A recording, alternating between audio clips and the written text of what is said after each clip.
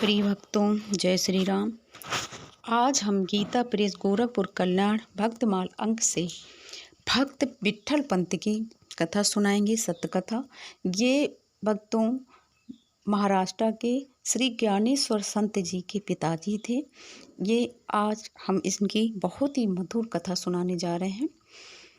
विट्ठल पंत के पूर्वज पैठड़ से 4 कोस की दूरी पर गोदावरी किनारे एक ग्राम के निवासी थे। आपके पिता गोविंद पंत थे। वे लोग वहाँ कुलकर्णी का काम किया करते थे।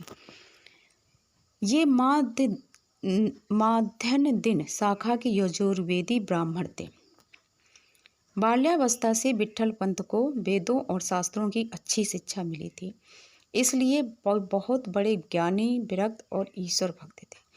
ये प्रायः घर गृहस्थी की ओर से उदासीन रहते और तीर्थ सेवा, साधु संतों का सहवास और ईश्वर भक्ति में इनका विशेष मन लगता था।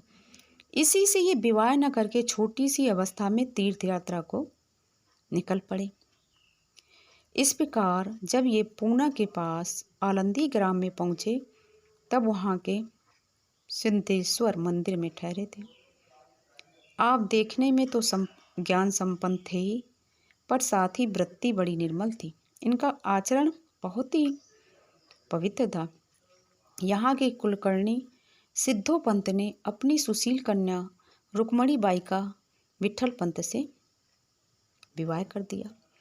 विट्ठल पंत जी ने विवाह तो कर लिया, किंतु उनका मन गृहस्थी में नहीं लगता था।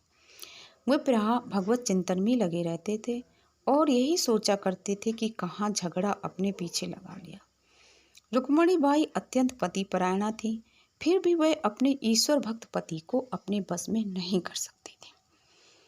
विट्ठल पंत की विरक्ति उत्तरोत्तर बढ़ती जाती थी और वे अपना शेष जीवन काशी में ही बिताने चाहते थे। अंत में एक दिन वे गंगा स्नान के बहाने काशी चले गए और वहाँ उन्होंने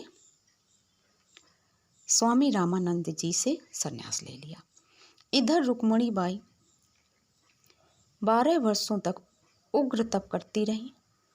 अंत में प्रसन्न होकर प्रभु ने उनकी प्रार्थना स्वीकार कर ली।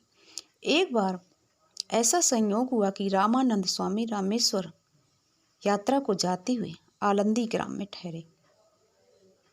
रुक्मणी बाई के प्रणाम करने पर उन्होंने पुत्रवती भव का आशीर्वाद दिया। ये सुनकर उनको कुछ हंसी आई कि महात्मा का आशीर्वाद तो अब निष्फल हो जाएगा।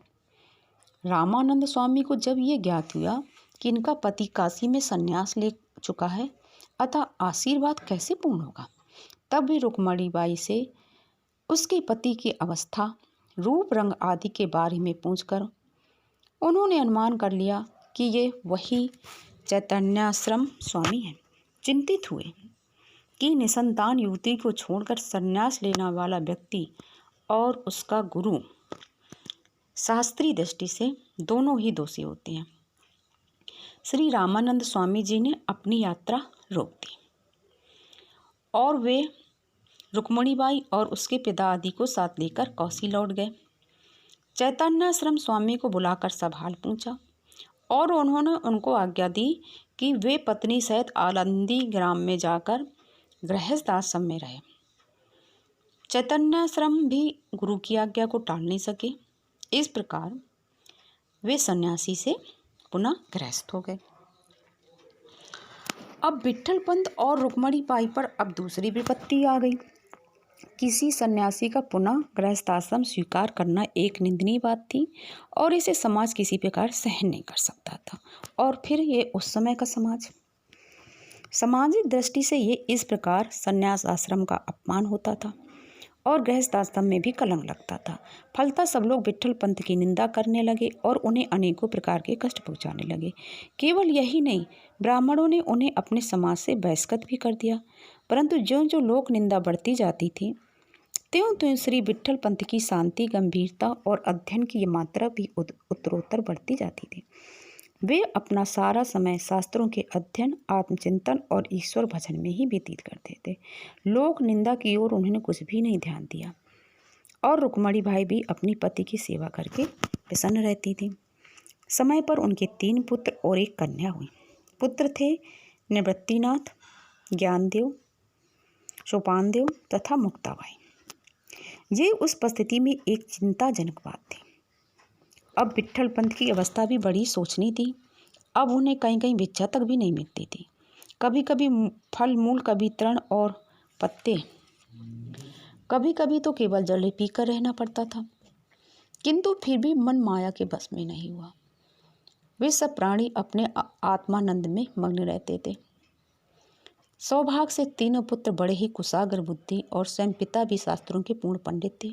इसलिए उन पुत्रों की शिक्षा बहुत ही संतोषजनक रूप में होने लगी। आगे चलकर चारों संतानें बड़ी ही प्रभावशाली प्रसिद्ध हुई। 7 वर्ष की अवस्था में निवृत्तिनाथ का उपनयन संस्कार कराने के लिए विट्ठल पंत ने पैठण के ब्राह्मणों से बहुत कुछ कहा, किंतु उनका प्रयास निष्फल रहा। सबसे निराश होकर विट्ठल पंत 6 माह त्र्यंबकेश्वर रहे। वहाँ मध्यरात्रि में उठकर कुशावर्त में स्नान करके सपरिवार ब्रह्मगिरी की परिक्रमा करते थे। भगवत कृपा से वहाँ अंजनी पर्वत की गुफा में नाथ संप्रदाय के आचार्य श्री गहनीनाथ ने निवृत्तिनाथ को दीक्षित कर राम कृष्ण हरि का मंत्र दे कृष्ण उपासना के प्रचार करने की आज्ञा। अपने स्वरूप में स्थित विट्ठल पंत पूर्ववत समय बिताने लगे और यहाँ आपे ग्राम आए। वहाँ बच्चों को अपने विट्ठल भगवान के आश्रय छोड़ पत्नी सहित प्रयाग की यात्रा की और वहीं दोनों ने जल समाधि ले ली। जय श्री कृष्णा भक्तों, ये उस समय की सच्ची कथा है। ये बहुत ही पहुँचे हुए संत थे। भले ही वो गृहस्थ आश्रम में गए और इनके पुत्र श्री ज्ञानेश्वर जी ने तो गीता लिखी और इन्होंने योग वासिष्ठ पर भी एक टीका लिखी थी, जो आगे चल के बहुत प्रसिद्ध हुई। जय श्री राम।